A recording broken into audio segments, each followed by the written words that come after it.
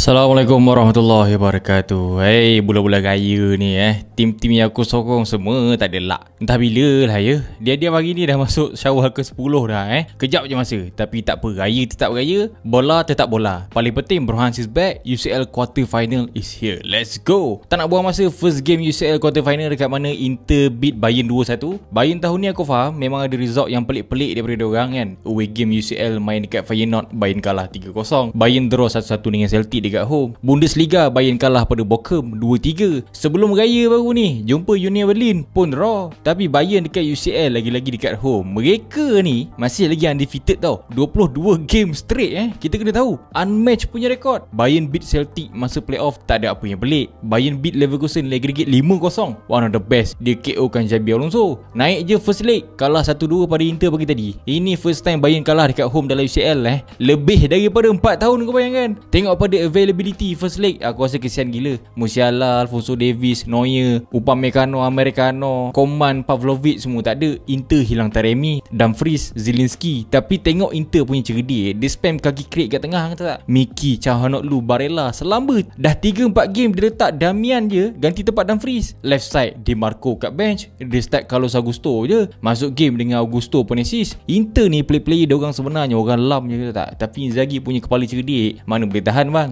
Kalau 3 kaki create dekat tengah plus Lautaro Martinez dengan Thuram dekat bahagian depan 5 player kaki spam serang betul-betul. Aku kesian dekat Bayern sebenarnya sebab bersepah player utama tak ada. Bayern terplay out sampai guna apa? Rafa Guerreiro kot number 10 dekat depan tu selamba. Dah macam kalau letak Mazraoui number 10. Dah Musiala tak ada, Kimmich main CDM. Dia buh Konrad Laimer right back tapi exit. Konrad Laimer man of the match performance. Keeper Orbic, belakang tak ada Upamecano. Eric Dyer je kot dia bubuh lawan Inter. Even team tak lengkap kan. Gnabry, Muller, Boy, Palhinha je dekat sub yang boleh diguna pakai. Aku kredit juga sebenarnya pada Bayern ni sebab masih lagi rekod 20 shot, 5 big chance. Itu belum kira Harry Kane tembak tiang lagi. Harry Kane dapat peluang clear one on one je kot, perap tiang. Bagi aku ini benda terpening Bayern season ni Kalau kau nak tahu, selain daripada Man City Bayern tim paling tembak tiang tu tak dalam UCL kali ni. Tak kisahlah tak cukup kaki ke apa ke kan, Bayern masih lagi dominate. Tapi dengan selamba Inter yang cuma ada 1 big chance je, Inter skor 2 biji sampai jahanam rekod 4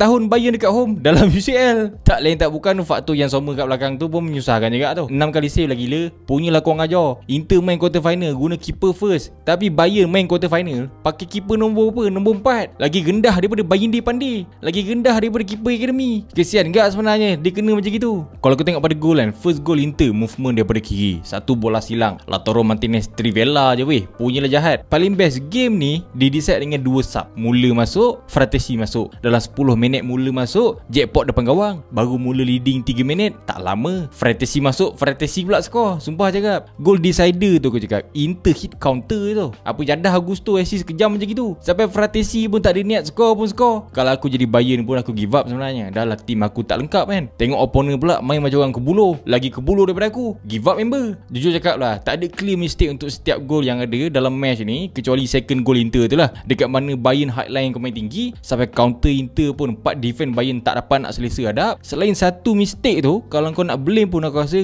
kau patut blame tiang je. Dah kenapa kan dalam UCL season ni Bayern tu asyik tembak tiang je. Tak faham tu lah aku. Inter even tak serakah Bayern, tapi siapa paling jackpot depan gawang, dia yang dapat ibah lah. Kalau kau tengok balik assist Thuram tu, kau cakap, kau tengok balik assist daripada Augusto, dia punya kejam, seram Itu assist yang kejam tu tak, belum gol lagi yang kejam. Lagi sekali aku cakap Inter Milan dia punya tenang, dia punya matured gameplay kali ni mahal tu. Dia orang tahu nak serang, nak bertahan, nak low block balance, dia tahu semua benda. And no wonder season ni dalam UCL Inter cuma concede berapa kali? 3 kali je weh. Mana kau nak dapat ada satu tim concede cuma 3 kali yang entire season UCL. Ini dah bukan lumrah kehidupan dah ni. Ini dah macam kau genetic alien dah, pelik-pelik je. Superb Inter season ni. Untuk second leg nanti terus terang aku cakap good luck pada Bayern. Dia orang kena kejar lagi 2 gol and make sure dia orang tak bolos sebiji pun dekat Inter nanti. Paling best UCL season ni belum pernah ada sekor pun tim yang dapat skor 2 biji gol lawan Inter. Tapi dalam Serie A, Monza pernah buat, Parma baru buat, Fiorentina dah buat, AC Milan yang tengah teruk tu pun ada buat. 4-4 tim ni dapat skor lebih daripada 2 gol lawan Inter tahun ni. So aku rasa sebelum Bayern turun Inter nanti, Bayern patut menuntut kot dengan diorang semua ni dulu. Aku tak nak ketepikan Bayern sebab dia visit pun jeput 1 gol je. Tapi again, Inter baru concede 3 biji je season ni dan Bayern masih lagi play out bersepah. Kalau company masih lagi guna keeper nombor 4 tu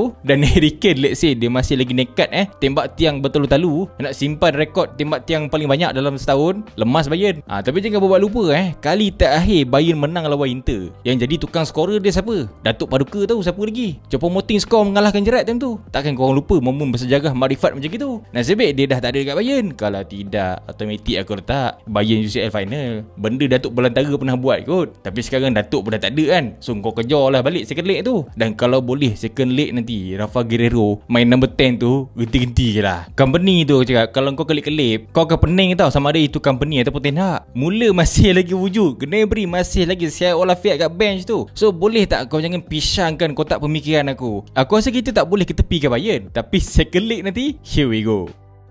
Arsenal selepas jauh daripada Liverpool dalam Liga, lepas hilang striker, mungkin diorang tak berapa menonjol tertonjol. Orang pun tak expect tinggi dah pada Arsenal. Semenjak bulan 2 kalah pada Newcastle, West Ham. Kenapa West Ham kalah? Masuk bulan 3 draw tak berhenti dah macam Everton, Forest, MU, PSV. Dengan Everton weekend baru ni pun Arsenal draw. Overall kita tahu kalau Arsenal jumpa Madrid, probability diorang nak menang tipis. Dan Arsenal sedar benda ni, and diorang tahu diorang kena step up level lain lagi-lagi nak tundukkan Madrid dan Real Madrid. Even kita tahu Madrid be Madrid, tapi dalam La Liga ada banyak juga result pelik-pelik sebenarnya. Dia orang rekod tahun ni kalah pada Espanyol 1-0, kalah pada Anthony Betis 2-1 dalam UCL lagi tu, kalah dan menang lawan Atletico Madrid masa second leg. Dan semenjak Real Madrid bergaduh 4-4 draw dengan Sociedad 7 hari lepas, Real Madrid kalah pada Valencia. Kau tahu weekend baru ni nak haram betul. Valencia tu nombor 14 Liga tau. Ingatkan form Madrid bulan raya ni bolehlah berubah kan. Masuk je UCL quarter final, tidak tuan-tuan. Madrid kena caklik bot dengan Arsenal pagi tadi. Even Arsenal dengan Madrid in terms of form tak elok mana. Tapi kita tahu masuk je UCL dia akan jadi level lain punya. Sekali turun je Emirates 3-0 Madrid kena. Aku sampai sekarang masih lagi tergamam ni. Peratusan kalah tu aku tak heran. Yang aku heran, Madrid tak balas sebiji pun. Turun je Emirates 0 goal score. Jujur cakap lah Arsenal betul-betul dia orang tepuk bontot Madrid tu. Real Madrid tahun ni kita nampak ada game Madrid memang main superb gila, attacking memang the best. Tapi ada game Madrid juga main teruk gila sampai tahap gaban tak, sampai tahap kena kekah entire game. Dan itu yang jadi lawan Arsenal. Dan kalau ada orang kata Madrid main tak ada tactic, itu memang betul. Dia orang memang totally depend pada player dengan moral je. Adakah salah? Tak salah. Tapi bila kau jumpa Arsenal yang lagi possess sana sini,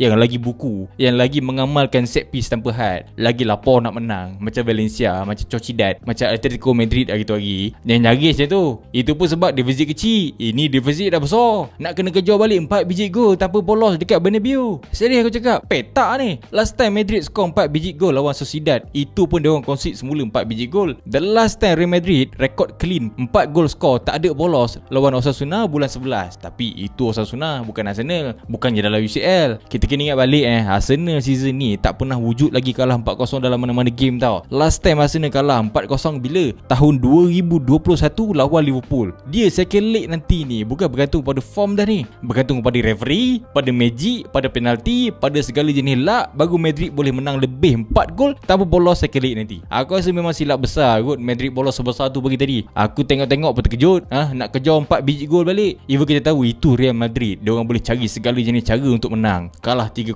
masa first leg besar gila kot. Ingat balik 12-13 semi final, Real Madrid kalah 4-1 dengan Dortmund away game. Second leg dekat home, Madrid cuma mampu kejar berapa gol? 2 gol je tau. Itu zaman CR, Alonso, Ozil, Ramos, Pepe, Varane, Higuain, Benzema, Kaká, Di Maria. Dia orang kalah gigit 4-1. Tak boleh kejar dah. Sebab tu aku cakap, aku tak nak kita tepikan Madrid 100%, tapi realitinya boleh meninggal nak kejar. Aku selaku fan Madrid pun aku boleh give up pun tak. Lagi-lagi lepas kau tengok game pagi tadi, Real Madrid pernah skor 2 gol 2 minit lawan Prime Man City dulu. Itu betul. Tapi kalau tengok rekod Arsenal sekarang, dia orang boleh kalah second leg, tak ada yang pelik. Tapi susah gila kot kau nak tengok Arsenal kalah besar. Lagi-lagi nak kejar lagi 4 biji. Dah macam kejar anjing gila tu tak. Kena gigit balik tu. Confirm. Terus terang, Real Madrid cuma ada 3-4 kali je momentum naik. Lain semua Arsenal tapau. First half 0-0 dengan timber solid first half. Timber seorang je kau tengok menang duels lebih-lebih daripada orang lain. Imagine first half even 0-0, tapi game plan Arsenal lagi baik. 2 big chance, 4 on target daripada Arsenal. Typical Arsenal lah kan. Serang daripada belah kiri. Kita tengok sampai Bellingham pun cover area situ. Siap create chance daripada situ untuk Mbappe. Naik second half Arsenal upgrade lagi. Daripada 4 on target ke 7 on target. Kebayangkan Arsenal boleh rekod 7 on target lawan Real Madrid. 11 on target target dalam satu game. Kau gila apa? Even second half, dua-dua team tak ada satu pun create big chance. Tapi inilah perbezaannya. Inilah momennya Declan Rice dan nasib mandi kan Real Madrid dengan 2 straight free kick. Aku faham Real Madrid game ni dia memang aim hit counter je. Tapi bila tengok 2 free kick masuk, game plan Arsenal menjadi Arsenal tak buat mistake satu pun defensif. Midfield attack tak ada mistake. Itu yang Real Madrid dah sampai tahap tak tahu nak buat apa tu. Blank member.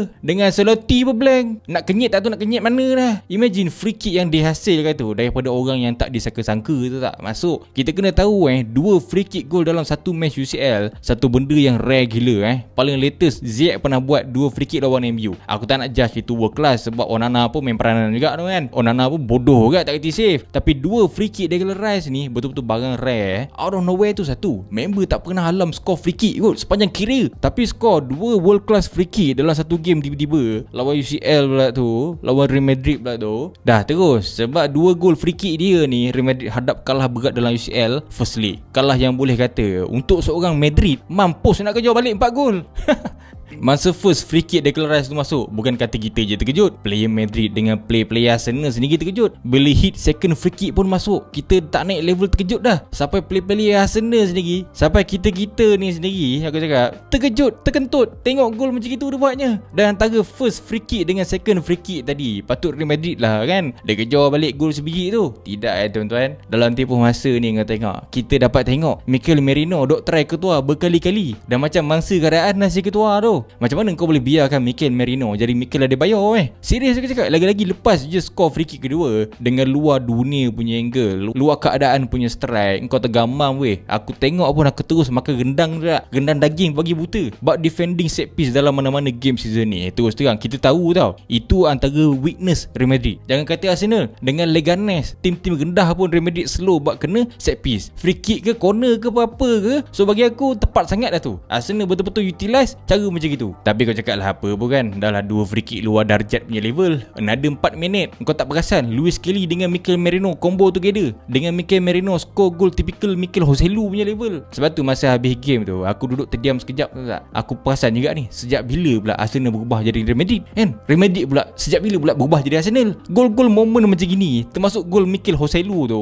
itu typical Madrid punya gol tak? Macam mana Arsenal boleh produce magic moment macam gitu? Aku as fan Real Madrid pun aku jadi suka tak? Even kecewa, tapi kau tak boleh cakap apa lah kan. 3 biji gol tu semuanya jackpot, deserve. Dan terus terang, kalau tak ada ketua kat belakang, 6-7 gol concede Madrid kali ni. Serius, kita kena tahu ketua tu, dia selaku pencipta permainan bola tapas dunia tu tak, dengan Didier pun tak boleh nak cover dah. Lepas segala jenis bola strike ditamparnya, end up dia terkehil dengan 2 free kick, dengan satu main bedal punya strike si Mikel Joselu. Aku first leg ni memang cakap satu je, Arsenal deserve gila kot, zero complain. Aku terpaksa reda dengan kebingungan Real Madrid waktu tu. So kepada fan Arsenal, korang dah patut mula puasa 6 dah ni.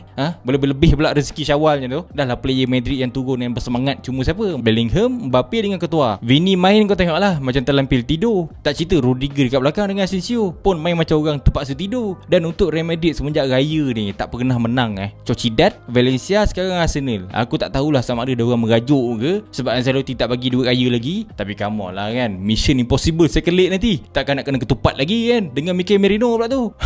Huduh tak sah lah kan, kau biarkan benda-benda luar tabiat macam itu jadi lagi. Gentle cakap. Guys, overall kita ada 2 game yang superb gila. Inter Bayern superb, Arsenal Real Madrid pun superb. Dan aku nak dengar juga prediction daripada korang untuk second leg nanti. Kita gerak ke next video, UCL malam kedua. Mana-mana baru tengok Forest Studio, make sure kau tekan subscribe atau dekat tepi tu like, share. I'll see you in the next video. Aku Bro Hans. Thanks for watching.